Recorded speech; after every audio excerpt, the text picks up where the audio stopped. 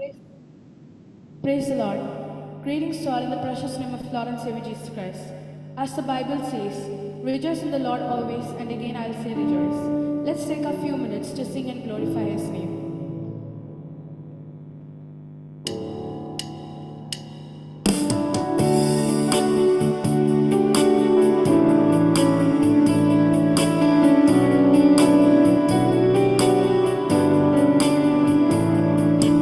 യേശുവോടു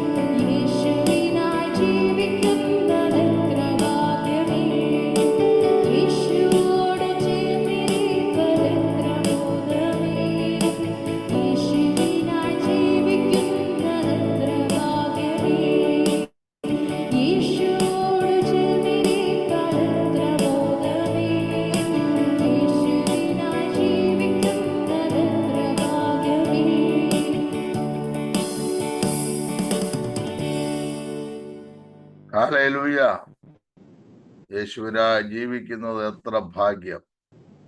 തുടർന്ന് നമുക്ക് ദൈവസന്നിധിയിൽ ബൈബിൾ സ്റ്റഡിയുടെ അനുഗ്രഹത്തിനായി പ്രാർത്ഥിക്കാം.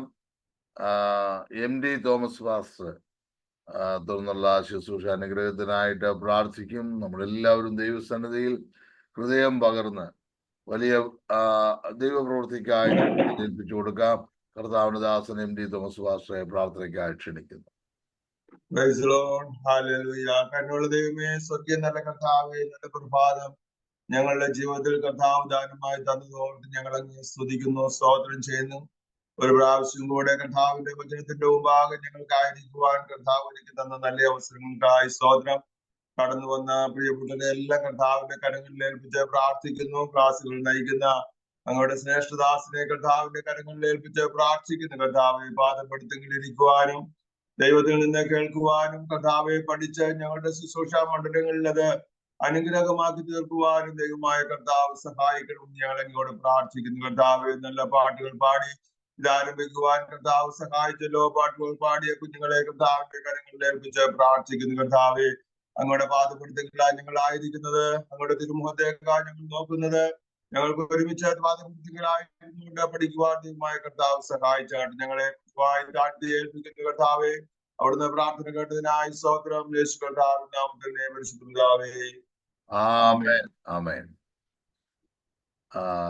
നമുക്ക് ദൈവത്തിന്റെ വചനം പഠിക്കാം. ഒടുവിലായി ആൻസിനാക്സ് പാട്ട് പാടുന്നതായിരിക്കും. ദൈവത്തിന് സ്തോത്രം. കഴിഞ്ഞ 2-3 ആഴ്ചയായിട്ട് നമ്മൾ ഫ്യൂണറൽ സെറമണിയെ കുറിച്ച് ചിന്തിക്കാനിടയായി തീർന്നു. വിശുദ്ധന്മാരുടെ മരണം, പുനരുദ്ധാനം, പിന്നെ ശവസംസ്കാര ശുശ്രൂഷ ചെയ്യേണ്ട മെത്തേഡ്, ഇതൊക്കെ നമ്മൾ ചിന്തിച്ചു. ഇന്ന് നമ്മൾ പഠിക്കാൻ പോകുന്നത് ന്യൂ ഇയർ സർവീസിനെ കുറിച്ചാണ്. വാഷ് നൈറ്റ് സർവീസ്, പുതുവത്സര പ്രവേശനം.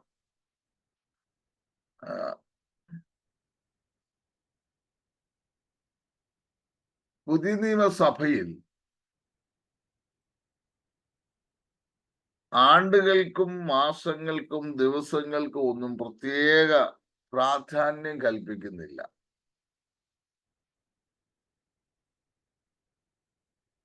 നമ്മളെ സംബന്ധിച്ചിടത്തോളം എല്ലാ ദിവസവും ഒരുപോലെയാണ്.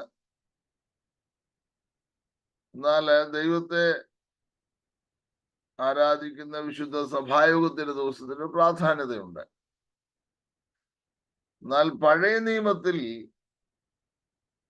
ദിവസങ്ങൾക്കും കാലങ്ങൾക്കും ആണ്ടുകൾക്കും എല്ലാം ഭയങ്കര പ്രാധാന്യതയുണ്ടായിരുന്നു.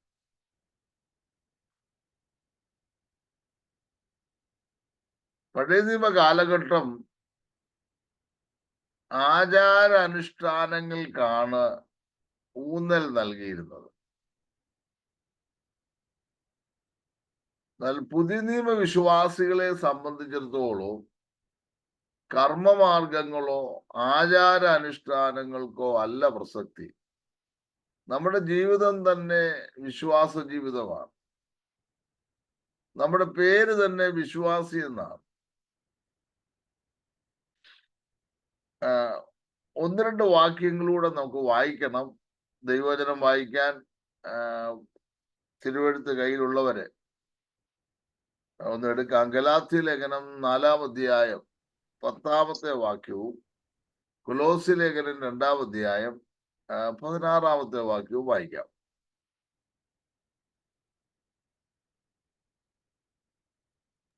ഗലാത്യർ 4:10 ഒരാൾ വായിച്ച്. നിങ്ങൾ ദിവസങ്ങളും മാസങ്ങളും കാലങ്ങളും ആണ്ടുകളും പ്രമാണിക്കുന്നു. അടുത്തത്, ഞാൻ നിങ്ങൾക്ക് വേണ്ടി അധ്വാനിച്ചത് വെറുതെ ആയി എന്ന് ഞാൻ ഭയപ്പെടുന്നു. ഓക്കെ. കൊലോസ്യ ലേഖനം 2:16. അതുകൊണ്ട് ഭക്ഷണപാനങ്ങൾ സംബന്ധിച്ചോ പെരുന്നാൾ, വാവ്, ശബത്ത് എന്നീ കാര്യത്തിലോ ആരും നിങ്ങളെ വിധിക്കരുത്. ഇവ വരുവാനുള്ളവയുടെ നിഴലത്രേ, ദേഹം എന്നതോ ക്രിസ്തുവിനുള്ളത്. മതി. ചിലർ ഈ വാക്യം എടുത്ത് നിങ്ങൾ ആണ്ടുകളും കാലങ്ങളും മാസങ്ങളും പ്രമാണിക്കുന്നു എന്ന് പറഞ്ഞ് അതിനെ ക്രിട്ടിസൈസ് ചെയ്യാറുണ്ട്, അതിനെ വിമർശിക്കാറുണ്ട്. നമ്മളൊരു കാര്യം മനസ്സിലാക്കണം, എന്തെങ്കിലും ഒരു വാക്യം എടുത്ത് വിമർശിക്കാനുള്ളതൊന്നുമല്ല വിശുദ്ധ വേദപുസ്തകം. ഒന്നാമത്, എന്തുകൊണ്ടാണ് അപ്പോസ്തലനായ പൗലോസ് ഗലാത്യർക്ക് ഈ ലേഖനം എഴുതിയെന്നുള്ളതിനെ കുറിച്ച് ആദ്യം നമ്മൾ മനസ്സിലാക്കണം.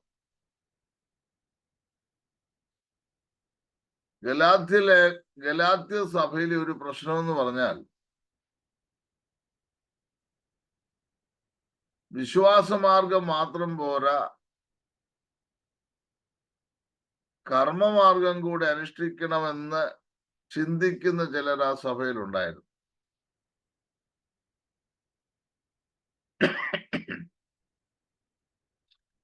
നമുക്കറിയാം, ആദ്യത്തെ സഭയുടെ കൗൺസിലായിരുന്നു ജെറുസലേം കൗൺസിൽ. അപ്പോസ്തലപ്രവൃത്തിയുടെ പുസ്തകം 15-ാം അധ്യായത്തിൽ നമുക്കത് കാണുവാൻ തക്കവണ്ണം ഇടയായിത്തീരും. അടിയന്തരമായ അപ്പോസ്തലന്മാർ യെരൂശലേമിൽ ആലോചനായോഗം കൂടിയത്, അല്ലെങ്കിൽ കൗൺസിൽ മീറ്റിംഗ് നടത്തിയതിന് പിന്നിൽ ഒറ്റ കാര്യമേ ഉള്ളൂ.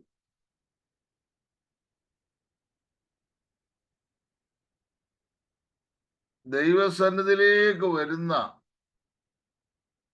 ആളുകൾ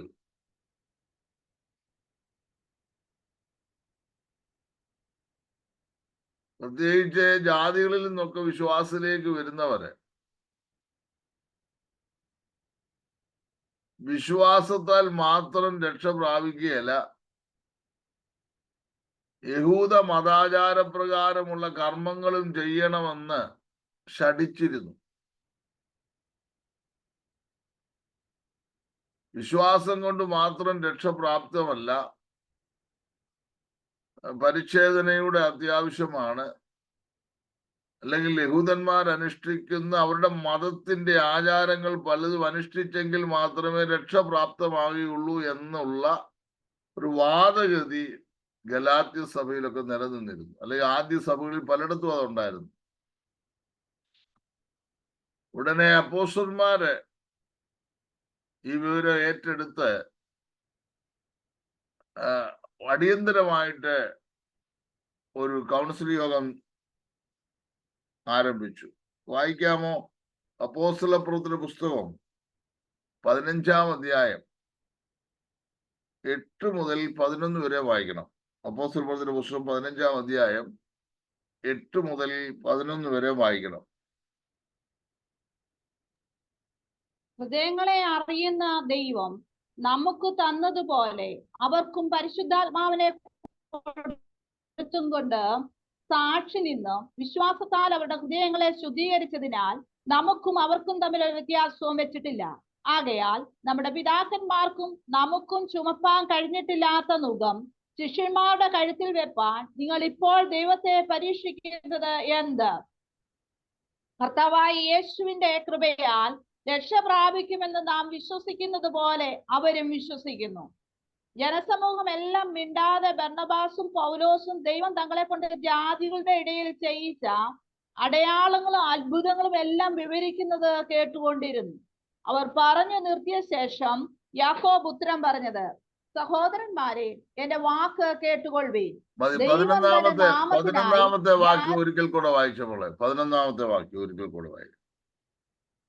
കർത്താവായ യേശുവിന്റെ കൃപയാൽ രക്ഷ പ്രാപിക്കുമെന്ന് നാം വിശ്വസിക്കുന്നത് പോലെ അവരും വിശ്വസിക്കുന്നു.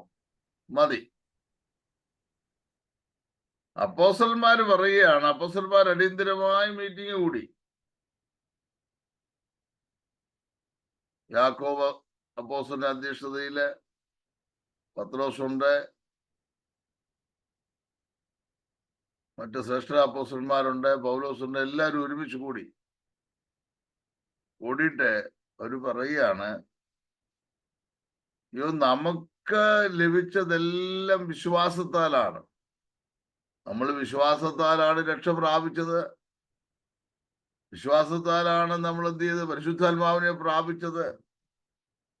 എന്നാൽ നമുക്ക് ലഭിച്ചതെല്ലാം വിശ്വാസത്താലാണ്. അതുപോലെ തന്നെയാണ് ജാതികൾക്കും ദൈവം രക്ഷ കൽപ്പിച്ചത്.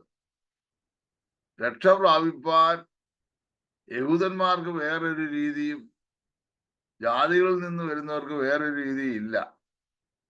എല്ലാവർക്കും ഒരുപോലാണ്.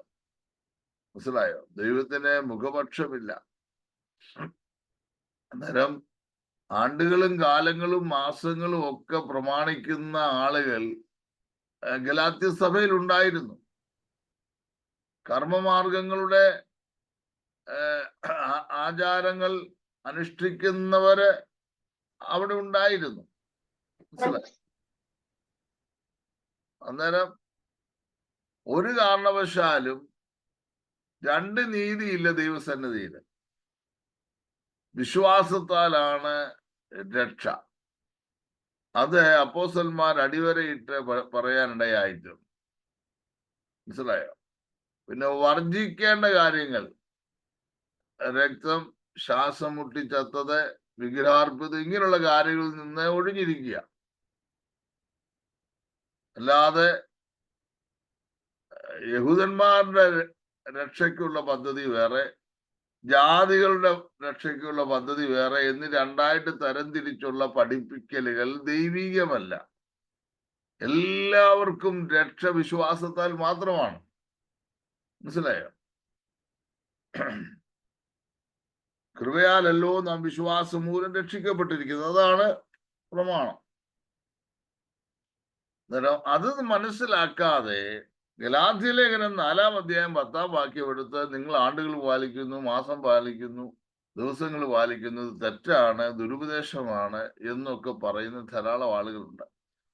നമ്മള് ഒരു വാക്യം അതിൻ്റെ അടിസ്ഥാന കാര്യങ്ങൾ ഗ്രഹിക്കാതെ ഒറ്റ വാക്യത്തിൽ പിടിച്ചുകൊണ്ട് കാണുന്ന ആ വാക്യത്തിന്റെ അർത്ഥം ഗ്രഹിക്കാൻ കഴിയാതെ എന്തെങ്കിലും പറയുന്നത് അത് ദൈവികമല്ല. മനസ്സിലായോ? അന്നേരം നമ്മൾ പഠിച്ചത് ഇത്രയേ ഉള്ളൂ. ഗലാത്യ ലേഖനം കർമാചാരങ്ങൾ കൂടി അനുഷ്ഠിച്ചെങ്കിലേ രക്ഷിക്കപ്പെടാൻ കഴിയും എന്നൊരു ചിന്താഗതി ചിലരിൽ ഉണ്ടായിരുന്നു. അവർക്കെതിരെയാണ് പൗലോസ് അപ്പോസ്തലൻ ഈ ഭാഗം ഉദ്ധരിക്കുവാൻ തക്കവണ്ണം ഇടയായി തീർന്നത്. മനസ്സിലായോ? ഞാൻ നിങ്ങൾക്ക് വേണ്ടി അധ്വാനിച്ചത് വെറുതെ ആയി പോകുമോ എന്ന് ഭയപ്പെടുന്നു. ഞാൻ നിങ്ങളെ പഠിപ്പിച്ചത് വിശ്വാസത്താൽ രക്ഷിക്കപ്പെടണം. ഞാൻ നിങ്ങളെ പഠിപ്പിച്ചത് വിശ്വാസ സ്നാനമാണ്. ഞാൻ നിങ്ങളെ പഠിക്കുന്ന വിശ്വസിക്കുന്നവർ ലഭിക്കുന്ന വിശുദ്ധാത്മാവിനെ കുറിച്ചാണ്. ഒരു വിശ്വാസത്തെ മാറ്റിവെച്ചിട്ട് കർമാചാരങ്ങളിൽ കൂടെ ഒരു രക്ഷ ഒരിക്കലും അപ്പോസ്തലന്മാരോ ഞങ്ങളോ പഠിപ്പിച്ചിട്ടില്ല എന്ന് ശക്തമായിട്ട് പൗലോസ് വാദിക്കുകയാണ്. ദൈവത്തിന് സ്തോത്രം. അന്നേരം നമ്മുടെ വിഷയത്തിലേക്ക് വരാം. ആചാരാനുഷ്ഠാനങ്ങൾക്ക് പഴയ നിയമത്തിൽ വളരെ പ്രാധാന്യത നമുക്ക് കാണാൻ കഴിയും. ഒത്തിരി ആചാരാനുഷ്ഠാനങ്ങൾ പഴയ നിയമത്തിലുണ്ട്. പരിച്ഛേദന എന്ന കർമ്മമുണ്ട്, യാഗങ്ങളുണ്ട്, പല വിധത്തിലുള്ളതായിരിക്കുന്ന അഭിഷേകങ്ങളുണ്ട്, പെരുന്നാളുകളുണ്ട്. എല്ലാം നിർബന്ധിതമായി അനുഷ്ഠിക്കേണ്ട ഒത്തിരി കർമ്മങ്ങൾ നമുക്ക് കാണുവാൻ തക്കവണ്ണം ഇടയായിത്തീരും. സ്തോത്രം. എന്നാൽ പുതിയ നിയമസഭയിൽ അങ്ങനെയുള്ള കർമ്മങ്ങളൊന്നുമില്ല. നമുക്കറിയാവുന്ന രണ്ട് കർമ്മങ്ങളേ ഉള്ളൂ പുതിയ നിയമസഭയിൽ. ഒന്ന് വിശ്വാസ സ്നാനവും, 2 തിരുവത്താഴവും. മനസ്സിലായോ? അത് വളരെ പ്രാധാന്യമുള്ളതും ദൈവസഭയുടെ അവിഭാജ്യ ഘടകങ്ങളുമാണ്. അത് ഒഴിവാക്കാൻ നമുക്ക് കഴിയുകയുമില്ല. ദൈവത്തിന് സ്തോത്രം. ഇനി നമ്മുടെ വിഷയത്തിലേക്ക് വരാം. ന്യൂ ഇയർ സർവീസിന് അല്ലെങ്കിൽ ആണ്ടവസാന മീറ്റിങ്ങിന് പുതിയ നിയമത്തിൽ പ്രത്യേക പ്രാധാന്യതയൊന്നും നമ്മൾ കാണുന്നില്ല. എങ്കിലും ദൈവ മക്കൾ ആര് തന്നെ ആയിക്കൊള്ളട്ടെ, അവർക്ക് ദൈവം തരുന്ന നന്മകൾക്കെല്ലാം അവർ നന്ദി പറയാൻ കടപ്പെട്ടവരാണ്. അത് എത്ര പേര് വിശ്വസിക്കുന്നുണ്ട്? ദൈവം തരുന്ന നന്മകൾക്കെല്ലാം നന്ദി പറയാൻ കടപ്പെട്ടവരാണ് നമ്മളെന്ന് വിശ്വസിക്കുന്ന എത്ര പേരുണ്ട്? സ്തോത്രം. നിങ്ങളുടെ കരങ്ങൾ കൊടുത്ത് കർത്താവിന് മഹത്വം കൊടുത്താട്ടെ. Praise the lord Jesus. നമുക്ക് ചില കാര്യങ്ങൾ ചിന്തിക്കാം. പകലത്തെ അധ്വാനമെല്ലാം കഴിഞ്ഞ് രാത്രിയിൽ പല ഭവനങ്ങളിലും കുടുംബ പ്രാർത്ഥനകളുണ്ട്, നല്ല കാര്യമാണ്. എന്നാൽ കർത്താവിന്റെ ദാസന്മാരൊക്കെ പലയിടങ്ങളിൽ ശുശ്രൂഷകളും കാര്യങ്ങളും ഒക്കെ ഉള്ളതുകൊണ്ട് വീട്ടിൽ ആ സമയത്ത് ഒരുമിച്ചിരുന്ന് പ്രാർത്ഥിക്കാൻ അവസരം ഉണ്ടാകുകയില്ല. അവർക്ക് കൺവെൻഷനോ ഉപവാസ പ്രാർത്ഥനയ്ക്കോ സഭയുടെ മീറ്റിങ്ങിനോ ഒക്കെ ആകുന്നുണ്ട്. ചിലപ്പോൾ കുടുംബ പ്രാർത്ഥനകൾ എപ്പോഴും എല്ലാവർക്കും ഒരുപോലെ ഉണ്ടാകണമെന്നില്ല. കാരണം അവർ വീട്ടിൽ സ്ഥലത്തില്ലാത്തത് കൊണ്ടാണ്. അപ്പോൾ തന്നെ നമ്മൾ എവിടെ ആയിരുന്നാലും നമ്മൾ വിശ്രമിക്കാൻ പോകുന്നതിന് മുൻപ് അല്ലെങ്കിൽ കിടക്കുന്നതിന് മുൻപ് ദൈവസന്നിധിയിൽ ഒരു ദിവസം മുഴുവൻ ദൈവം നടത്തിയ നന്മകൾ ഓർത്ത് ദൈവത്തിന് നന്ദി പറഞ്ഞ് പ്രാർത്ഥിക്കുന്നവരാ ദൈവമക്കൾ. ആണോ അല്ലയോ? സ്തോത്രം. കുറഞ്ഞ പക്ഷം നമ്മൾ കിടക്കുന്നതിന് മുമ്പെങ്കിലും അന്നത്തെ ദിവസം ദൈവം നമ്മെ നടത്തിയ വിധങ്ങൾ ഓർത്ത് നമ്മൾ സ്തോത്രം ചെയ്യുന്നവരാ. Praise the Lord. ഞാനത് വിശ്വസിക്കുന്നു. ഹല്ലേലൂയ. അന്നേരം ഒരു ദിവസം മുഴുവൻ നമ്മെ നടത്തിയ ദൈവത്തിനെ നമ്മൾ നന്ദി പറഞ്ഞ് പ്രാർത്ഥിച്ചിട്ടാ കിടക്കുന്നത്. കരമൊരുത്ത രാമൻ പറയാമോ? ഹല്ലേലൂയ. സ്തോത്രം. രണ്ടാമത് നമ്മൾ മനസ്സിലാക്കണം, നമുക്ക് വിശുദ്ധ സഭായോഗം എന്ന് പറയുന്നൊരു സംഭവമുണ്ട്. എല്ലാവർക്കും ഉണ്ടല്ലോ അല്ലേ? സ്തോത്രം. സഭായോഗം എന്ന് പറയുന്ന സംഭവം ഉണ്ടോ? ഉണ്ടോ ഇല്ലയോ? നിങ്ങൾ എന്നോട് നിൽക്കണം. സ്തോത്രം. ഞങ്ങൾക്ക് ഇവിടെ സഭായോഗം എന്ന് പറഞ്ഞൊരു സംഭവമുണ്ട്. അന്നേരം സാധാരണ ഞായറാഴ്ചകളിലാണ് സഭായോഗത്തിന് നമ്മൾ തിരഞ്ഞെടുത്തിരിക്കുന്ന സമയം. ഗൾഫ് നാടുകളിലൊക്കെ വെള്ളിയാഴ്ചയുമുണ്ട്. അവരുടെ അവധി അനുസരിച്ച് വെള്ളിയാഴ്ചയും ഞായറാഴ്ചയും ഒക്കെ സഭായോഗമായി കൂടി വരാറുണ്ട്. സ്തോത്രം. അപ്പോസ്തലപ്രവൃത്തി 20-ാം അധ്യായം 7-ാമത്തെ വാക്യം വായിക്കുമ്പോൾ അവിടെ നമ്മളിങ്ങനെ വായിക്കുന്നു, ആഴ്ചവട്ടത്തിന്റെ 1-ാം നാൾ അപ്പം നുറുക്കുവാൻ കൂടി വന്നപ്പോൾ. അന്നേരം ആഴ്ചവട്ടത്തിന്റെ 1-ാം ദിവസം അപ്പം നുറുക്കാൻ വേണ്ടി ആദിമ വിശ്വാസികൾ കൂടി വന്നിരുന്നു എന്ന് പ്രവർത്തന പുസ്തകം 27-ൽ കാണാൻ കഴിയും. എബ്രായ ലേഖനം 10-ാം അധ്യായം 25-ാം വാക്യം ഒന്ന് വായിക്കാമോ? എബ്രായ ലേഖനം 10-25.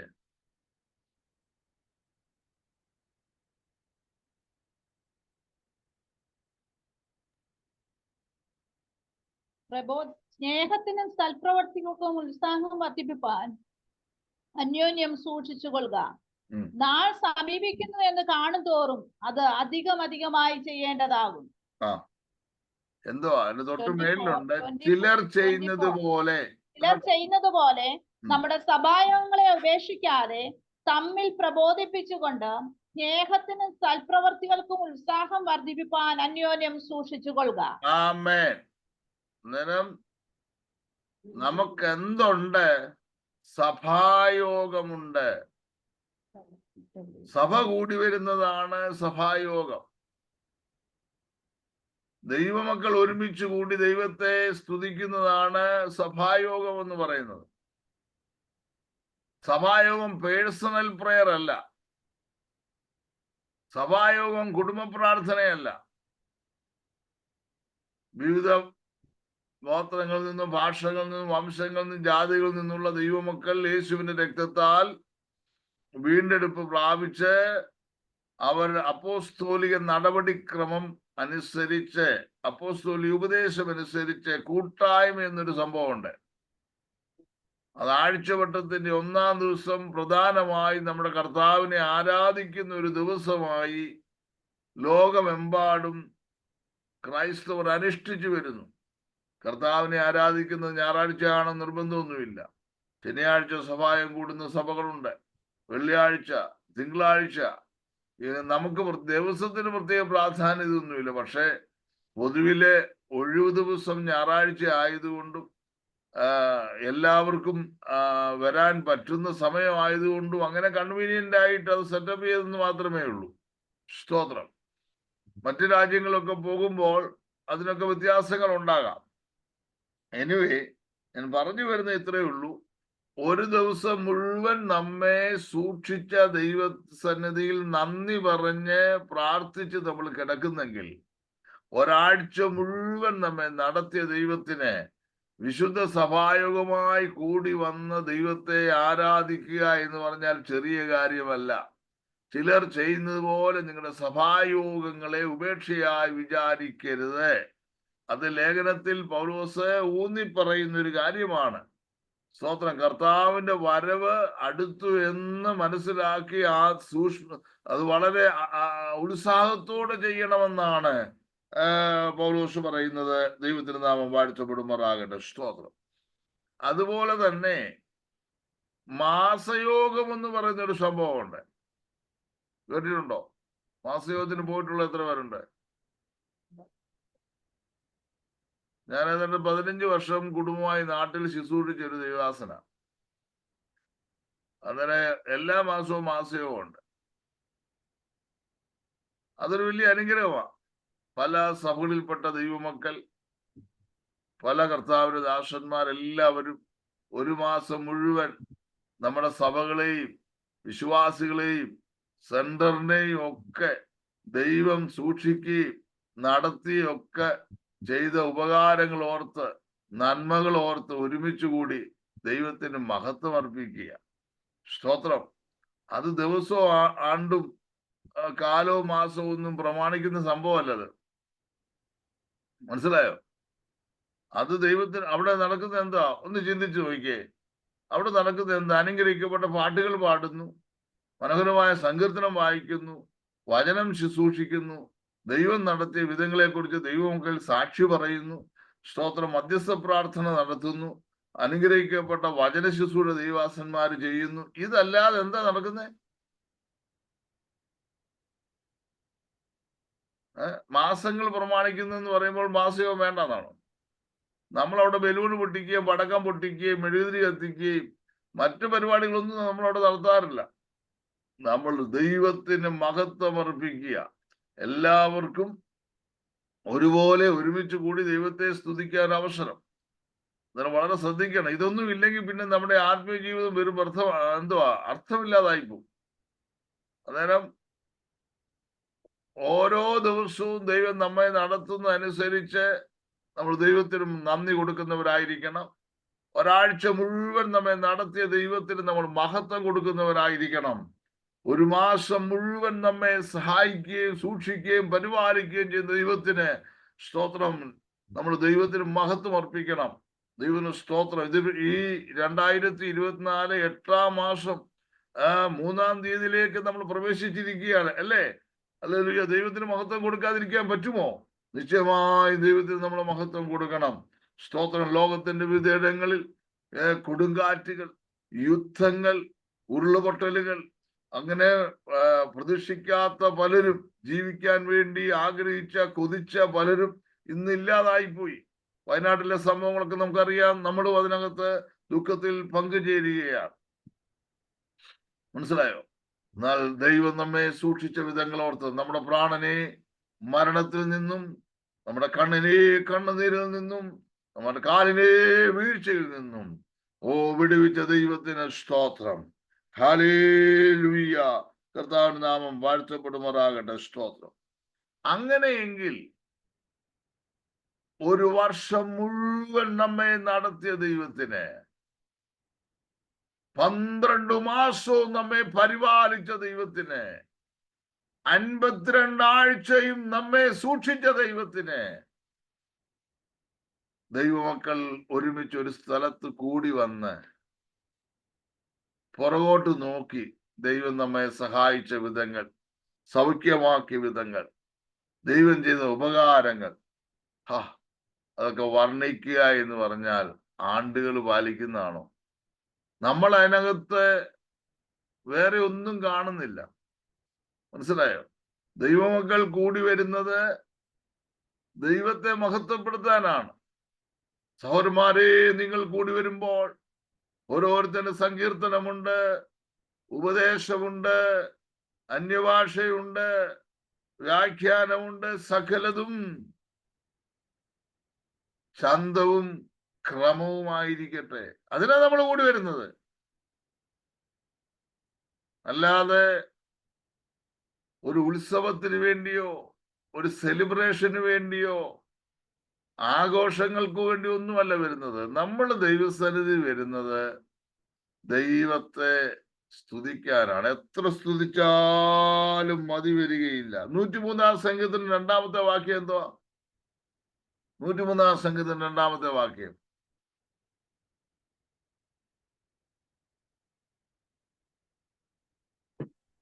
എൻ മനമേ യഹോവയെ വാഴ്ത്തുക, അവന്റെ ഉപകാരങ്ങളൊന്നും മറക്കരുത്. എൻ മനമേ യഹോവയെ വാഴ്ത്തുക, അവന്റെ ഉപകാരങ്ങളൊന്നും മറക്കരുത്. ദൈവത്തിന്റെ ഉപകാരങ്ങൾ, സ്തോത്രം, ഓർക്കാൻ വേണ്ടിയാണ് സഭായോഗവും മാസയോഗവും ആണ്ടവസാന യോഗം വെച്ചിരിക്കുന്നത്. സ്തോത്രം. അപ്പോസ്തലനായ പൗലോസ് തെസ്സലോനിക്കർക്ക് ലേഖനം എഴുതുമ്പോൾ 1 തെസ്സലോനിക്കർ 5-ാം അധ്യായം 16-17 വാക്യങ്ങളോടൊന്ന് വായിക്കാമോ? 1 തെസ്സലോനിയർ 5-ാം അധ്യായം 16-17 വാക്യങ്ങൾ. എപ്പോഴും സന്തോഷിപ്പീൻ, ഇടപെടാതെ പ്രാർത്ഥിപ്പീൻ, എല്ലാറ്റിനും സ്തോത്രം ചെയ്യുവീൻ. ഇതല്ലോ നിങ്ങളെ കുറിച്ച് ക്രിസ്തുയേശുവിൽ ദൈവേഷ്ടം. എല്ലാറ്റിനും സ്തോത്രം ചെയ്യുവീൻ, ഇതല്ലയോ നിങ്ങളെ കുറിച്ച് ക്രിസ്തുയേശുവിൽ ദൈവേഷ്ടം. അന്നേരം എല്ലാ കാര്യങ്ങൾക്കും സ്തോത്രം ചെയ്യാൻ വേണ്ടി ദൈവമക്കൾ കൂടി വരുന്നത് അത് ദൈവത്തിന് ഇഷ്ടമാണെന്ന്. This is the will of God എന്ന ദൈവത്തിന്റെ ഹിതമാണത്. മനസ്സിലായോ? ഏത് സമയത്തും നമുക്ക് കൂടി വരാം. കാരണം ഒരു വർഷം മുഴുവൻ നമ്മളെ നടത്തി ആ വർഷം അവസാനിക്കുന്നു. സ്തോത്രം. നമ്മളവിടെ പ്രത്യേകിച്ച് വേറെ ചടങ്ങുകളൊന്നുമില്ല. കർത്താവേ, ഈ 52 ആഴ്ചയും ഈ 12 മാസവും ഞങ്ങളെ പരിപാലിച്ചു. ഒരു പുതുവർഷത്തിൽ പ്രവേശിപ്പാനുള്ള കൃപ തരണമേ എന്ന് ദൈവസന്നിധി പ്രാർത്ഥിക്കുന്നത് തെറ്റല്ല. Praise the Lord. ഇവിടെ വേറെ പരിപാടിയൊന്നുമില്ല. ദൈവത്തിന്റെ നാമം വാഴ്ത്തപ്പെടുമാറാകട്ടെ. സ്തോത്രം. എല്ലാറ്റിനും സ്തോത്രം ചെയ്യുവീൻ. ജനുവരി മാസം മുതൽ ഡിസംബർ മാസം വരെ ദൈവം നമ്മുടെ ജീവിതത്തിൽ ചെയ്ത എല്ലാ കാര്യങ്ങളും എണ്ണി പറയാൻ ഒരുപാട് കാര്യങ്ങളില്ലേ? ഒരു വർഷം മുഴുവൻ ചിന്തിച്ചു നോക്കിയേ. സ്തോത്രം. എന്തെല്ലാം കാര്യങ്ങൾ ദൈവം നമ്മുടെ ജീവിതത്തിൽ ചെയ്തിട്ടുണ്ട്. ഒന്നുമില്ലെങ്കിലും ശ്വസിപ്പാനുള്ള കൃപ ദൈവം തരുന്ന ജീവനോട് നിർത്തിയതിനാണ് സ്തോത്രം ചെയ്യണം. സ്തോത്രം. ഇനി ഞാൻ കുറച്ച് ഡീപ്പായിട്ട് പോവുകയാണ് ചില കാര്യങ്ങൾ. ഒരു മനുഷ്യന്റെ ആത്യന്തിക ലക്ഷ്യം എന്താ? ഒരു മനുഷ്യന്റെ ആത്യന്തികമായ ലക്ഷ്യം എന്നാ? സ്തോത്രം. യെശയ്യാ പ്രവചനം 43-ാം അധ്യായം 7-ാം വാക്യം വായിക്കണം. യെശയ്യാ പ്രവചനം 43-7.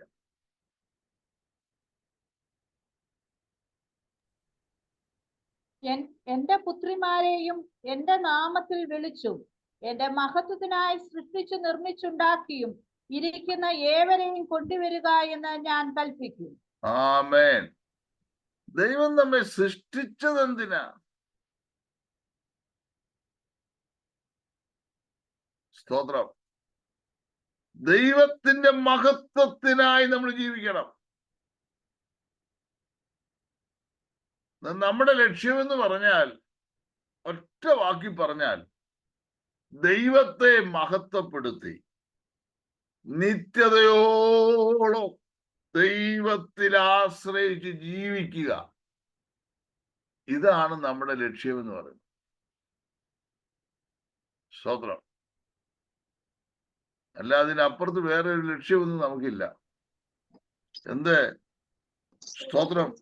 ദൈവത്തെ മഹത്വപ്പെടുത്തി നിത്യതയോളം ദൈവത്തിൽ ആശ്രയിച്ച് ജീവിക്കുക. അതിനാണ് നമ്മൾ കർത്താവിന്റെ സന്നിധിയിൽ വന്നത്.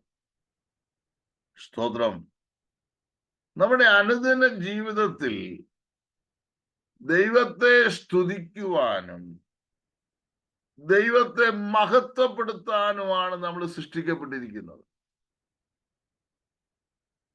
Praise the Lord. നമ്മുടെ ദൈനംദിന ജീവിതത്തിൽ നമ്മൾ ദൈവത്തെ സ്തുതിക്കുന്നവരായിരിക്കണം, ദൈവത്തെ മഹത്വപ്പെടുത്തുന്നവരായിരിക്കണം. ദൈവത്തെ ആരാധിക്കാനൊക്കെ വന്ന പലരുടെ വായിൽ നിന്നൊരു സ്തോത്രം പോലും വരാത്ത സമയങ്ങൾ നമ്മൾ കണ്ടിട്ടുണ്ട്. എത്ര ശക്തമായ വചനം ശുശ്രൂഷിച്ചാലും ഒന്നും കേൾക്കാതെ ഉദാസീനതയോടെ വെറുതെയൊക്കെ കൂട്ടായ്മയിൽ പങ്കുകൊള്ളുന്ന പലരെ കണ്ടിട്ടുണ്ട്. സ്തോത്രം. നമ്മൾ ആലയത്തിൽ വരുന്നത്, ദൈവസന്നിധി വരുന്നത് ദൈവത്തിന് മഹത്വം അർപ്പിക്കാനാണ്. ദൈവത്തിന് മഹത്വം അർപ്പിക്കണമെങ്കിൽ അത് ആദരം കൊണ്ട് വേണം ദൈവത്തെ മഹത്വപ്പെടുത്താൻ. ഹൃദയത്തിലുണ്ടെങ്കിൽ പുറത്തു വരുവാൻ തക്കവണ്ണം ഇടയായിത്തീരും. ദൈവത്തിന് നാമം വാഴ്ത്തപ്പെടുമാറാകട്ടെ. സ്തോത്രം. നമ്മുടെ ജീവിതം ദൈവത്തിന്റെ മഹത്വത്തിനായി ഒരു സ്തോത്രഗീതം തന്നെ ആയിരിക്കണം. ആണ്ടവസാന മീറ്റിങ്ങുകളിൽ പ്രധാനമായി വായിക്കുന്ന ഒരു സംഗീത ഭാഗമുണ്ട്. എല്ലാ സഭകളിലും അത് വായിക്കുമെന്ന് എനിക്കറിയില്ല. ഞാനിവിടെ വായിക്കാറുണ്ട്. 136 സങ്കീർത്തനം. അത് അനുഗ്രഹിക്കപ്പെട്ടൊരു കീർത്തനമാണ്. അതിന്റെ 23, 24 വാക്യം ഒന്ന് വായിച്ചേ. 136 സങ്കീർത്തനം 23, 24 വാക്യങ്ങൾ. നമ്മുടെ താഴ്ചയിൽ നമ്മെ ഓർത്തവന് അവന്റെ ദയ എന്നേക്കുമുള്ളത്. നമ്മുടെ വൈരികളുടെ കയ്യിൽ നിന്ന് നമ്മെ വിടിവിച്ചവന് അവന്റെ ദയ എന്നേക്കുമുള്ളത്. അടുത്തത്. സകല ജഡത്തിനും ആഹാരം കൊടുക്കുന്നവന് അവന്റെ ദയ എന്നേക്കുമുള്ളത്. ആമേൻ. മതി മതി മതി മതി. എന്തിനെല്ലാമാണ് നാം ദൈവത്തെ സ്തുതിക്കേണ്ടത്? നമ്മുടെ താഴ്ചയിൽ നമ്മെ ഓർത്തവന്. ഓ, പ്രൈസ് ദി ലോർഡ്. നമ്മുടെ താഴ്ചയിൽ നമ്മെ ഓർത്തവന്.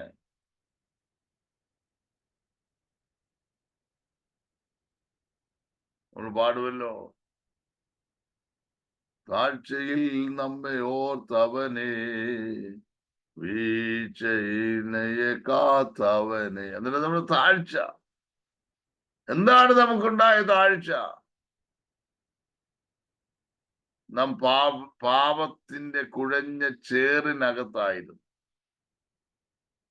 നാം പാപികളായിരുന്നു, അഭക്തരായിരുന്നു, ക്രൂശിന്റെ ശത്രുക്കളായിരുന്നു, ഈ ലോകത്തിന്റെ മോഹങ്ങൾക്ക് അടിമപ്പെട്ട് ജീവിച്ചവരായിരുന്നു. സ്തോത്രം. നാശകരമാകുന്ന കുഴിയിൽ നിന്നും കുഴഞ്ഞ ചേറ്റിൽ നിന്നും സ്വർഗത്തിലെ ദൈവം നമ്മെ കയറ്റി ഉറപ്പുള്ളൊരു പാറമേൽ നിർത്തി. സ്തോത്രം. നമ്മുടെ വായിൽ പുതിയൊരു പാട്ട് ദൈവം തന്നു. ഹല്ലേലൂയ. നമ്മുടെ താഴ്ചയിൽ നമ്മെ ഓർത്തവന് അവന്റെ ദയ എന്നേക്കുമുള്ളത്. ഹല്ലേലൂയ. സ്തോത്രം. പലരും നമ്മുടെ താഴ്ചയിൽ നമ്മോട് കരുണ കാട്ടാതെ പോയപ്പോൾ സ്വർഗത്തിലെ അപ്പച്ചൻ നമ്മളോട് കരുണ ചെയ്യുവാൻ തക്കവണ്ണമിടയായി.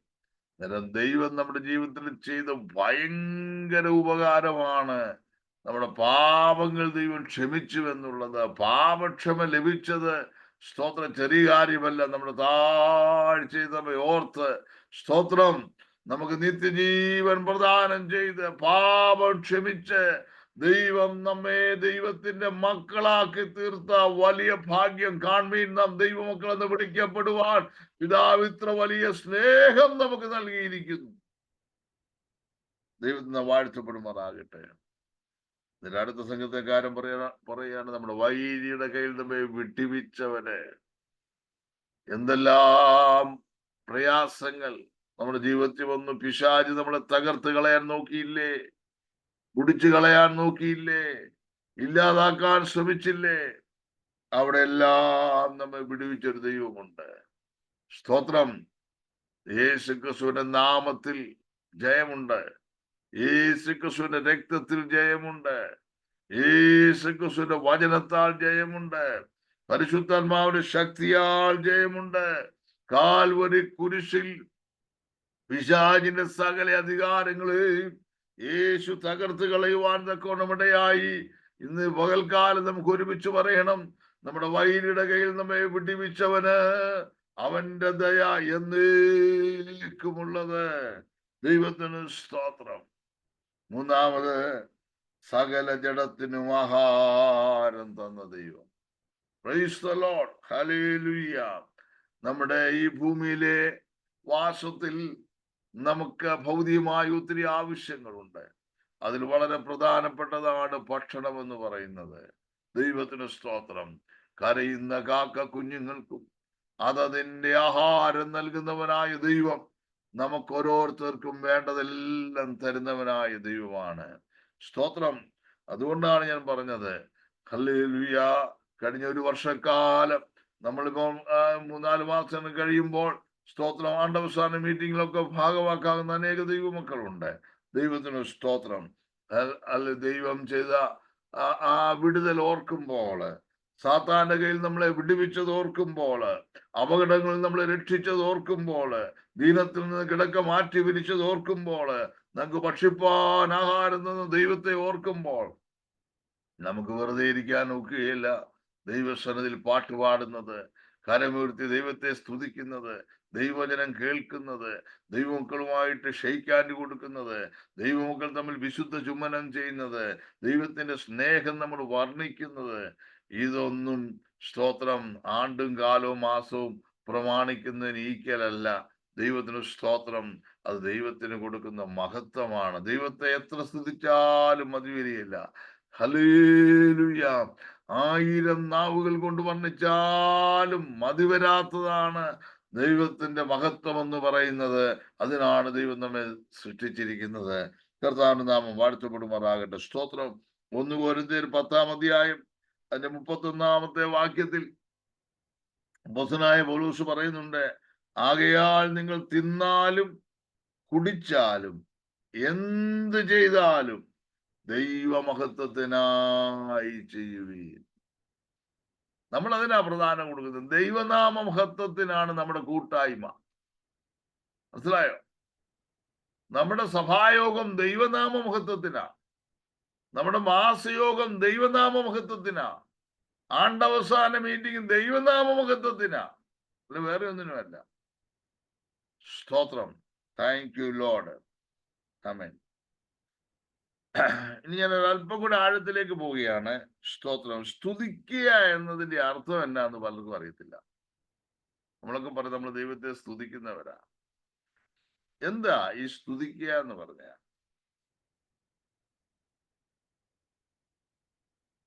അംഗീകാരം അർപ്പിക്കുക എന്നുള്ളതാണ് ഒന്നാമത്തെ അർത്ഥം. അംഗീകാരം. ഒന്നാമത് നമ്മൾ ദൈവത്തെ അംഗീകരിക്കണം. 2, സ്തുതിക്കുക എന്ന് പറഞ്ഞാൽ ബഹുമാനിക്കുക. നമ്മൾ ദൈവത്തെ ബഹുമാനിക്കണം. 3, സ്തുതിക്കുക എന്ന് പറഞ്ഞാൽ എന്ത്? ദൈവത്തെ ഹൃദയംഗമായി ആരാധിക്കുക.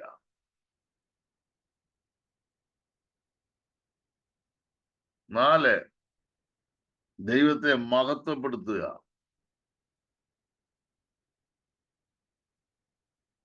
5, ദൈവത്തെ പ്രശംസിക്കുക. സ്തുതി എന്ന് പറയുമ്പോ കർത്താവെ സ്തുതിക്കുന്നു എന്നൊക്കെ പറയുമ്പോൾ ഇതിനകത്ത് അടങ്ങിയിരിക്കുന്ന അർത്ഥം, കർത്താവെ ഞങ്ങൾ അങ്ങേ അംഗീകരിക്കുന്നു, ഞങ്ങൾ അങ്ങേ ബഹുമാനിക്കുന്നു, ഞങ്ങൾ അങ്ങേ ഹൃദയം കൊണ്ട് ആരാധിക്കുന്നു, ഞങ്ങൾ അങ്ങേ മഹത്വപ്പെടുത്തുന്നു, ഞങ്ങൾ അങ്ങേ പ്രശംസിക്കുന്നു. ഇത് മനസ്സിലാക്കി വേണം ദൈവത്തിന് സ്തോത്രം പറയാൻ.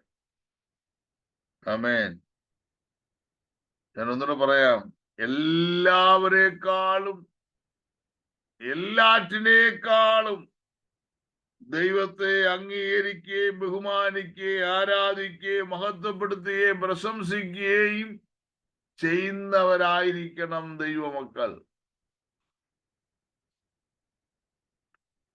ധാരാളം ദുരുപദേശങ്ങൾ ഇറങ്ങിക്കൊണ്ടിരിക്കുക, ഒരു തരത്തിൽ പറ്റുകയില്ല. മനസ്സിലായോ? എല്ലാം ക്രിട്ടിസൈസ് ചെയ്യുക. അതിന്റെ കാരണം എന്താണെന്നറിയാവോ? അവർ ദൈവവചനം പഠിച്ചിട്ടില്ല, പഠിക്കാനോട്ട് ആഗ്രഹിക്കുന്നതുമില്ല. അറിവുള്ള ദൈവാസന്മാരുമായിട്ട് കാര്യങ്ങൾ ചോദിച്ച് മനസ്സിലാക്കുകയില്ല. എന്തെങ്കിലുമൊക്കെ അത്ഭുതങ്ങളെന്നും വിടുതലെന്നൊക്കെ പറഞ്ഞ് പല പരിപാടികളൊക്കെ കാണിച്ച് ജനം അതിലേക്ക് ഒഴുകി മാനസികമായിട്ട് ഒരു അറ്റാച്ച്മെന്റ് ഒക്കെ ഉണ്ടായി അങ്ങ് പോവുകയാണ്. ഹൃദയത്തിനകത്ത് ജീവന്റെ വിത്ത് വീഴുന്നില്ല, അത് വളരുന്നില്ല, അത് ഫലം കൊടുക്കുന്നില്ല. മനസ്സിലായോ? എത്ര പ്രയാസപ്പെടുന്ന കാര്യമാണ്. എന്നിട്ട് സ്തുതിക്കുക എന്ന് പറഞ്ഞാൽ മനസ്സിലായല്ലോ. ഈ സ്തുതിക്കുന്നത് നമ്മുടെ ഉത്തരവാദിത്വമാണ്. ദൈവദാസന്മാര് പറയുമ്പോൾ സ്തുതിക്കാൻ വേണ്ടി മാത്രം സൃഷ്ടിക്കപ്പെട്ടവരല്ല നമ്മൾ. അവര് നമ്മളെ എൻകറേജ് ചെയ്യും ദൈവത്തെ മഹത്വപ്പെടുത്താൻ. പക്ഷേ സ്തുതിക്കുന്നത് നമ്മുടെ ഉത്തരവാദിത്വമാണ്. സ്തുതിക്കുന്നത് നേരുള്ളവർക്ക് ഉചിതമെന്ന വചനം നമ്മെ പഠിപ്പിക്കുന്നത്. ദൈവത്തിന് സ്തോത്രം. സങ്കീർത്തനങ്ങളിൽ ആണ് കൂടുതൽ ദൈവത്തെ സ്തുതിക്കുന്ന കാര്യങ്ങൾ നമ്മൾ കാണുന്നത്. 103-ാം സങ്കീർത്തനം 20-ാമത്തെ വാക്യത്തിലും 148-ാം സങ്കീർത്തനം 2-ാമത്തെ വാക്യത്തിലും ദൂതന്മാർ ദൈവത്തെ സ്തുതിക്കണം എന്ന് ദൈവം ആഗ്രഹിക്കുന്നുണ്ട്. 30-ാം സങ്കീർത്തനം 4-ാമത്തെ വാക്യത്തിലും 149-ാം സങ്കീർത്തനം 5-ാമത്തെ വാക്യത്തിലും വിശുദ്ധന്മാർ ദൈവത്തെ സ്തുതിക്കണമെന്ന് ദൈവം ആഗ്രഹിക്കുന്നുണ്ട്. 117-ാം സങ്കീർത്തനം 1-ാം വാക്യത്തിൽ ജാതികൾ ദൈവത്തെ സ്തുതിക്കണമെന്ന് രേഖപ്പെടുത്തിയിട്ടുണ്ട്. സ്തോത്രം.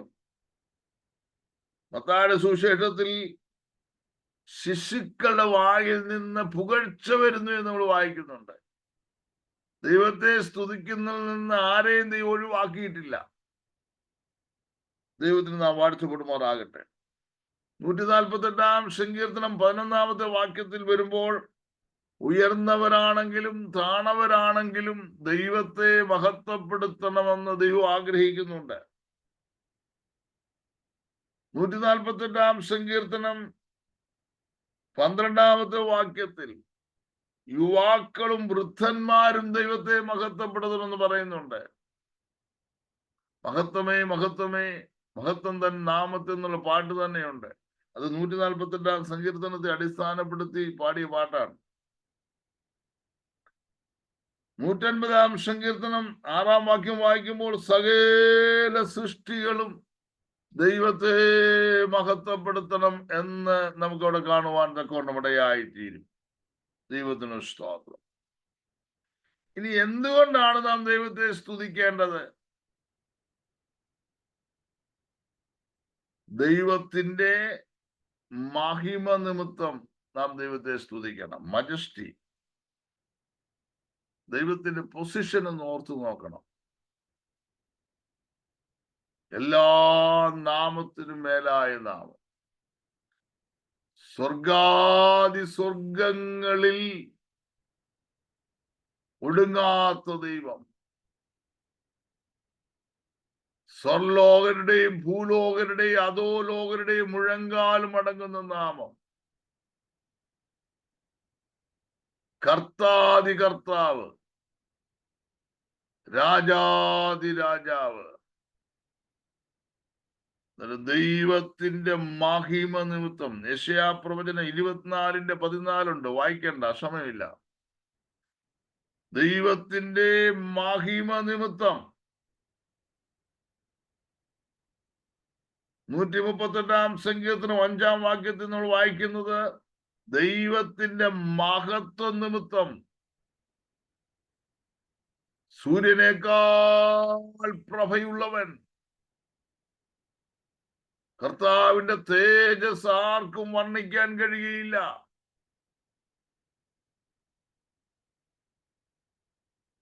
ദൈവത്തെ പൂർണ്ണ രൂപത്തിൽ കണ്ടാൽ ആർക്കും ജീവിച്ചിരിക്കാൻ കഴിയുകയില്ല. ദൈവം സൃഷ്ടിച്ച സൂര്യനെ അടുത്തറിയാൻ ആർക്കും കഴിയില്ല. അങ്ങനാണെങ്കിൽ സൃഷ്ടാവായ ദൈവത്തിന്റെ പേരാണ് നീതി സൂര്യൻ. സ്തോത്രം. 148 സങ്കീർത്തനം 13 വാക്യം വായിക്കുമ്പോൾ ദൈവത്തിന്റെ ശ്രേഷ്ഠത നിമിത്തം നാം ദൈവത്തെ സ്തുതിക്കണമെന്ന് എഴുതി വെച്ചിട്ടുണ്ട്. ദൈവത്തിന്റെ ശ്രേഷ്ഠത നിമിത്തം. 145 സങ്കീർത്തനം 3 വാക്യം പഠിക്കുമ്പോൾ ദൈവത്തിന്റെ വലിപ്പം നിമിത്തം. ദൈവത്തിന്റെ വലിപ്പത്തിന്റെ ഒരു ക്ലൂ ഞാൻ തരാം. സ്വർഗം ദൈവത്തിന്റെ സിംഹാസനം, ഭൂമി ദൈവത്തിന്റെ പാദപീഠം. വലിപ്പം വല്ല ഉണ്ടോ? ഹല്ലേലൂയ, ദൈവത്തിന് സ്തോത്രം. പുറപ്പാട് ദിവസം 15:11 വായിക്കുന്നത് ദൈവത്തിന്റെ പരിശുദ്ധി നിമിത്തം നാം ദൈവത്തെ സ്തുതിക്കണം. ദാനിയേൽ പ്രവചനം 2:20 ദൈവത്തിന്റെ ജ്ഞാനം നിമിത്തം നാം ദൈവത്തെ സ്തുതിക്കണം. 21 സങ്കീർത്തനം 13 വാക്യത്തിൽ ദൈവത്തിന്റെ ശക്തി നിമിത്തം നാം ദൈവത്തെ സ്തുതിക്കണം. 107 സങ്കീർത്തനത്തിൽ പല ആവർത്തി പറയുന്നുണ്ട്. 8 വാക്യത്തിലും 15, 21, 31 നമ്മൾ വായിക്കുന്നത് ദൈവത്തിന്റെ നന്മ നിമിത്തം നാം ദൈവത്തെ സ്തുതിക്കണം. 2 ദിനവൃത്താന്തം 20:21 നമ്മൾ വായിക്കുന്നത് ദൈവത്തിന്റെ കരുണ നിമിത്തം നാം ദൈവത്തെ സ്തുതിക്കണം.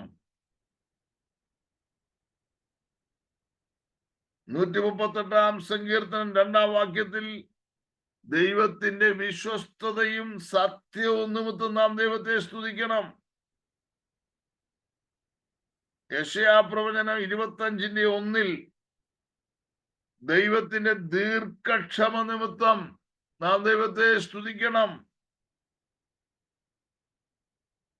ലൂക്കോസിന്റെ സുവിശേഷം 1 അധ്യായം 68 മുതൽ 70 വരെയുള്ള വാക്യങ്ങൾ പരിശോധിക്കുമ്പോൾ അവൻ രക്ഷ നൽകിയിരിക്കുന്നത് നിമിത്തം നാം ദൈവത്തെ സ്തുതിക്കണം. 150 സങ്കീർത്തനം 150:2 ദൈവത്തിന്റെ വീര്യപ്രവർത്തികൾ നിമിത്തം നാം ദൈവത്തെ സ്തുതിക്കണം. എന്തുകൊണ്ട് നാം ദൈവത്തെ സ്തുതിക്കണം? ദൈവത്തിന്റെ മഹിമ, മഹത്വം, ശ്രേഷ്ഠത, വലിപ്പം, പരിശുദ്ധി, ജ്ഞാനം, ശക്തി, നന്മ, കരുണ, വിശ്വസ്തത, ദീർഘക്ഷമ, രക്ഷ, വീര്യപ്രവൃത്തി ഇതൊക്കെ കണ്ടു കഴിയുമ്പോൾ നമുക്ക് അടക്കി വെക്കാൻ ഒക്കെയില്ല. ദൈവത്തിന് സ്തോത്രം. ദൈവത്തെ സ്തുതിക്കേണ്ടത് എങ്ങനെയാണ്? നമ്മൾ എന്തുകൊണ്ട് നാം ദൈവത്തെ സ്തുതിക്കണമെന്നാണ് ചിന്തിച്ചത്. അടുത്തത്, ദൈവത്തെ സ്തുതിക്കേണ്ടത് എങ്ങനെ സ്തുതിക്കണം? 47 സങ്കീർത്തനം 7 വാക്യത്തിൽ വിവേകത്തോടെ ദൈവത്തെ സ്തുതിക്കണം. 103 സങ്കീർത്തനം 1 വാക്യം നമുക്ക് മനഃപ്പാഠമായിട്ടറിയാം. എൻ മനവേ യഹോവയെ വാഴ്ത്തുക, എന്റെ സർവന്തരംഗവുമേ അവന്റെ വിശുദ്ധ നാമത്തെ വാഴ്ത്തുക. അന്നേരം അന്തരംഗത്തിൽ നാം ദൈവത്തെ സ്തുതിക്കണം. 9-ാം സങ്കീർത്തനം 1-ാമത്തെ വാക്യത്തിൽ പൂർണ്ണ ഹൃദയത്തോടെ ദൈവത്തെ സ്തുതിക്കണം. 63-ാം സങ്കീർത്തനം 3-ാം വാക്യം അധരങ്ങൾ കൊണ്ട് ദൈവത്തെ സ്തുതിക്കണം. 51-ാം സങ്കീർത്തനം 15-ാം വാക്യം വാ കൊണ്ട് ദൈവത്തെ സ്തുതിക്കണം. 63-ാം സങ്കീർത്തനം 6-ാം വാക്യം സന്തോഷത്തോട് ദൈവത്തെ സ്തുതിക്കണം. 2 ദിനവൃത്താന്തം 29:30 ആനന്ദത്തോട് ദൈവത്തെ സ്തുതിക്കണം. 140 സ്പീഡ് കൂടും, ഇച്ചിരി സ്പീഡ് കുറയ്ക്കാവോ? എടുക്കുവാണോ? ആ, കുഴപ്പമില്ല. സ്തോത്രം. ഞാൻ ഒന്നുകൂടെ പറയാം. ദൈവത്തെ സ്തുതിക്കേണ്ടത് എങ്ങനെ? 1, വിവേകത്തോടെ. 47-ാം സങ്കീർത്തനം 7-ാം വാക്യം. 2, നമ്മുടെ അന്തരംഗങ്ങൾ കൊണ്ട് നാം ദൈവത്തെ സ്തുതിക്കണം. 103-ാം സങ്കീർത്തനം 1-ാം വാക്യം.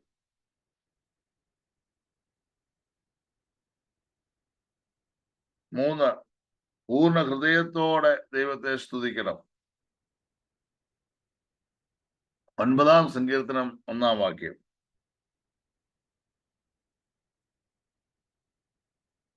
4, അധരങ്ങൾ കൊണ്ട്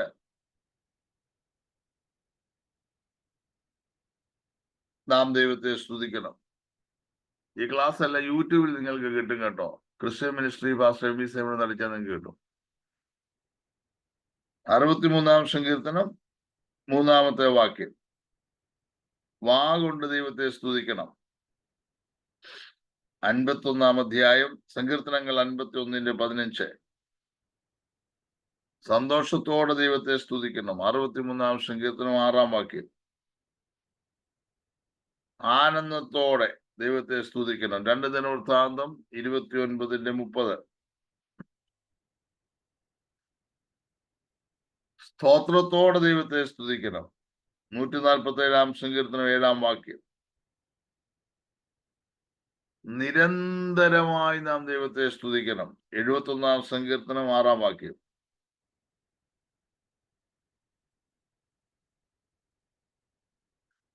ജീവിതത്തിന്റെ അന്ത്യം വരെ നാം ദൈവത്തെ സ്തുതിക്കണം. 104-ാം സങ്കീർത്തനം 33-ാം വാക്യം. 104-ാം സങ്കീർത്തനം 33-ാം വാക്യം മേൽക്കുമേൽ നാം ദൈവത്തെ സ്തുതിക്കണം. 71-ാം സങ്കീർത്തനം 14-ാം വാക്യം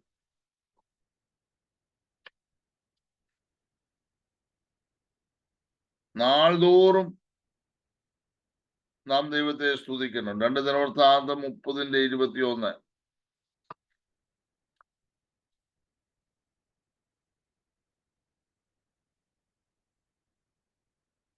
ഫിലിപ്പിയ ലേഖനം 4-ാം അധ്യായം 6-ാം വാക്യത്തിൽ നമ്മൾ വായിക്കുമ്പോൾ എല്ലാറ്റിനായിട്ടും നാം ദൈവത്തെ സ്തുതിക്കണം. എല്ലാറ്റിനായിട്ടും.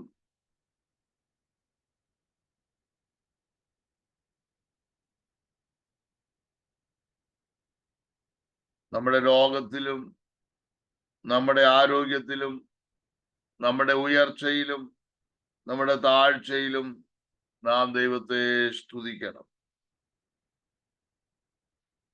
ഞാനിന്നൊരു 10 മിനിറ്റ് നേരത്തെ നിർത്തും.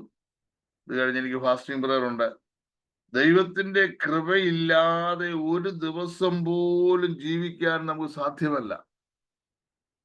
അത് വിശ്വസിക്കുന്നവർ എത്ര പേരുണ്ട്? ദൈവത്തിന്റെ കൃപയില്ലാതെ ഒരു ദിവസം പോലും നമുക്ക് ജീവിക്കാൻ കഴിയില്ല. സ്തോത്രം. അതിനാൽ ഒരു വർഷം മുഴുവൻ ദൈവം നടത്തിയ വഴികളെ ഓർത്ത് ദൈവസന്നിധിയിൽ നന്ദി പറയുന്നത്, ദൈവമക്കൾ ഒരുമിച്ച് കൂടുന്നത് എത്ര നല്ലതാണെന്നറിയാമോ? ദൈവം സ്തോത്രം.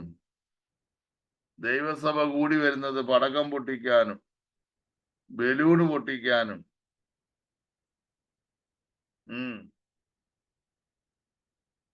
ആഘോഷിക്കാനും ഒന്നുമല്ല. ദൈവം നടത്തിയ വിധങ്ങളോടത്ത് കണ്ണുനീരോടെ ദൈവത്തിന് നന്ദി കൊടുക്കാനാ.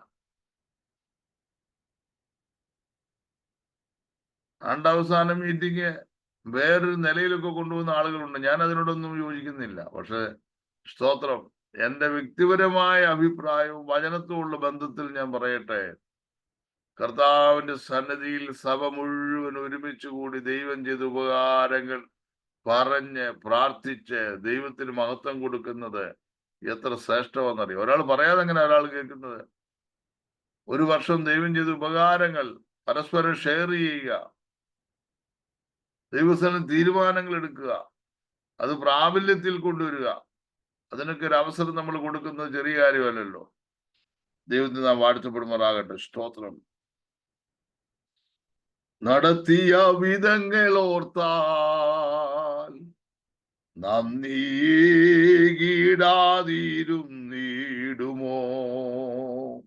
നാഥൻ നടത്തിയ വിധങ്ങൾ ഓർത്താൽ നന്ദിയിടാതിരുന്നിടുമോ? കഷ്ടതയിലും കരം പിടിച്ച്, കഷ്ടതയിലും കരം പിടിച്ച്, കൺമണി പോൽ കരുതിയവൻ നടത്തിയ വിധങ്ങൾ ഓർത്താൽ നന്ദിയിടാതിരുന്നിടുമോ?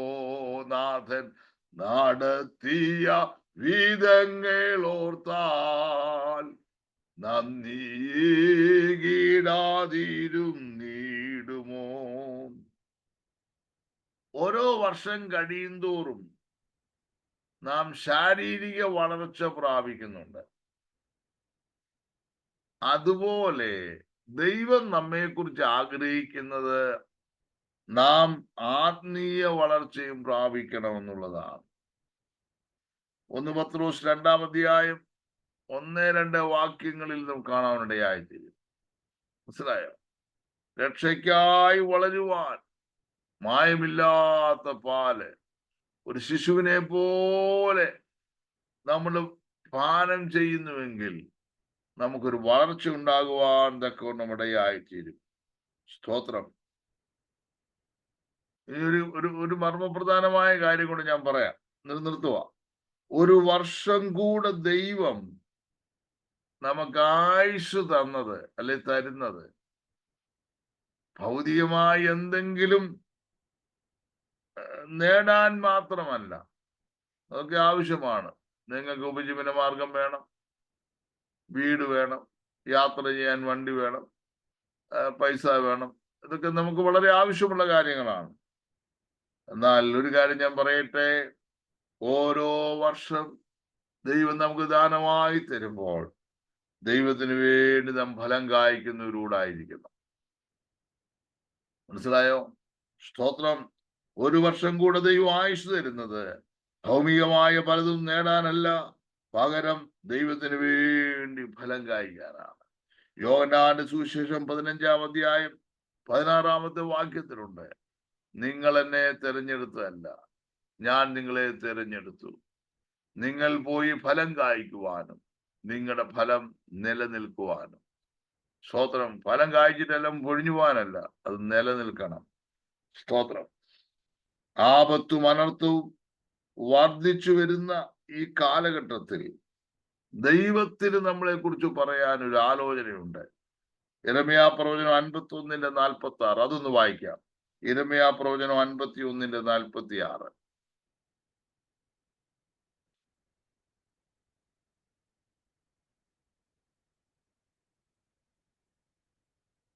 യിരെമ്യാ പ്രവചനം 51:46. ആരെങ്കിലും ബൈബിൾ കയ്യിലുള്ളവർ വേഗത്തിലെടുത്ത് വായിച്ചാൽ. ദേശത്ത് കേൾക്കുന്ന വർത്തമാനം കൊണ്ടും ഒരു ആണ്ടിൽ ഒരു വർത്തമാനവും പിറ്റേയാണ്ടിൽ മറ്റൊരു വർത്തമാനവും കേൾക്കുമ്പോഴും സാഹസകൃത്യങ്ങൾ ദേശത്ത് നടക്കുമ്പോഴും അധിപതിക്ക് വിരോധമായി എഴുന്നേൽക്കുമ്പോഴും നിങ്ങളുടെ ധൈര്യം ക്ഷയിച്ചു പോകരുത്, നിങ്ങൾ ഭയപ്പെടുകയും അരുത്. ആമേൻ. നിങ്ങളുടെ ധൈര്യം ക്ഷയിക്കരുത്, നിങ്ങൾ ഭയപ്പെടുകയും ചെയ്യല്ലേ. രാജാക്കന്മാര് ഭരണാധികാരികൾ തമ്മിൽ യുദ്ധത്തിന് മുറവിളി കൂട്ടുമ്പോൾ ഭയപ്പെടുത്തുന്ന വർത്തമാനം ദേശത്ത് നടക്കുമ്പോൾ ഓരോ ആണ്ടിൽ ഓരോ വർത്തമാനമാണ്. ഇന്ന് വരെയും കേൾക്കാത്ത കാര്യമാണ് നമ്മൾ ഈ കഴിഞ്ഞ ദിവസങ്ങളിൽ കേൾക്കുവാനിടയായത്. പക്ഷെ അവിടെ നമ്മുടെ ധൈര്യം ക്ഷയിക്കരുത്, നമ്മൾ ഭയപ്പെട്ടും പോകല്ലേ. സ്തോത്രം. കർത്താവ് അറിയാതെ നമ്മുടെ തലയിലെ ഒരു മുടി പോലും കൊഴിഞ്ഞു പോകുന്നില്ല. ദൈവത്തിന് സ്തോത്രം. ഈ കർത്താവിനെ ദിവസം തോറും മഹത്വപ്പെടുത്തി ആഴ്ചതോറും ദൈവത്തെ ആരാധിച്ച് മാസം തോറും ദൈവത്തിന് മഹത്വം കൊടുത്ത് ആണ്ടുതോറും ദൈവം ചെയ്ത ഉപകാരങ്ങളെ വർണ്ണിച്ച് ദൈവമായിട്ടൊരു നല്ല ഇന്റിമസി ഉണ്ടാക്കി നമുക്ക് മുന്നോട്ട് പോകാം. ദൈവത്തെ സ്തുതിപ്പാൻ നമുക്ക് കടപ്പെട്ടവരാണ്. സ്തുതിക്കേണ്ടതുപോലെ ദൈവത്തെ സ്തുതിക്കണം. ദൈവം ആരെന്ന് തിരിച്ചറിഞ്ഞ് ദൈവത്തെ സ്തുതിക്കണം. അതൊക്കെ നമ്മൾ ചിന്തിക്കുവാനിടയായി. അടുത്ത ക്ലാസ്സിൽ എങ്ങനെയാണ് ആണ്ടവസാന മീറ്റിംഗ് നടത്തുന്നത്, എങ്ങനെ നടത്തണം എന്നുള്ളതിനെ കുറിച്ചൊരു പ്രാക്ടിക്കൽ സ്റ്റഡി ആയിരിക്കും. ദൈവത്തിന് സ്തോത്രം. ഇപ്പോഴ് കർത്താവ് പ്രിയ കുഞ്ഞുങ്ങൾ പ്രിയാൻസ്റ്റിനും ആക്സയും കർത്താവിന്റെ സന്നിധിയിൽ പാട്ടുപാടും. അതിനുശേഷം പ്രിയ തങ്കച്ചൻ പാസ്റ്റർ പ്രാർത്ഥിച്ച് നമുക്ക് ആശീർവാദത്തോടെ മടങ്ങിപ്പോവാം.